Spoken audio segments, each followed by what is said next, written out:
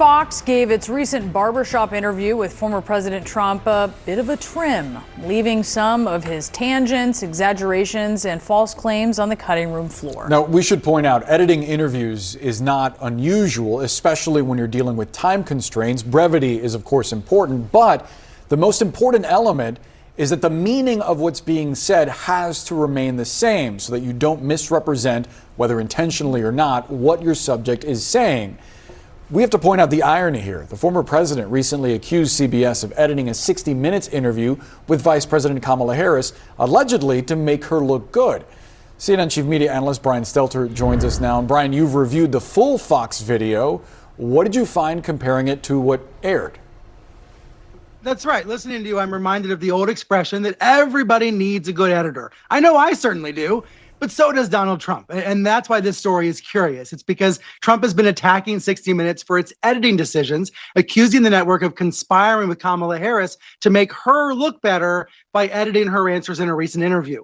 CBS denies that, and last night CBS sent a letter to Trump basically swatting away his threats to sue the network. But that's the curious context for this story about Trump's recent appearance on Fox. He visited a barbershop in the Bronx, and when he was there, Fox camera crews tagged along.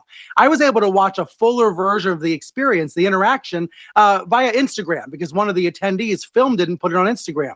And what I noticed were all of these moments where Trump was either lying or exaggerating or rambling or going off script, and Fox cut those out of the broadcast. Here's an example. Here's a clip that Fox actually did air. Notice how he seems to answer the question from the attendee right away. So my question is, with all this extra revenue we're going to be bringing into the country, so do you believe at some point in time we could find a way, once the country's back on its feet and getting enough revenue and paid off our debt, do you think it's possible to find a way to eliminate federal taxes? There is a way. And how do you feel about it? You know, in the old days, when we were a smart country, in the 1890s and all, this is when the country was relatively the richest it ever was.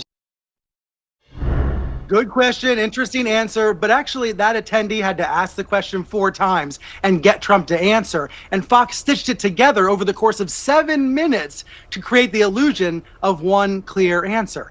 Participants had to keep following up when Trump would meander and ramble. Now, this is an example of what some Trump critics call sane washing, the press sometimes cleaning up Trump's speech to make him sound more sane.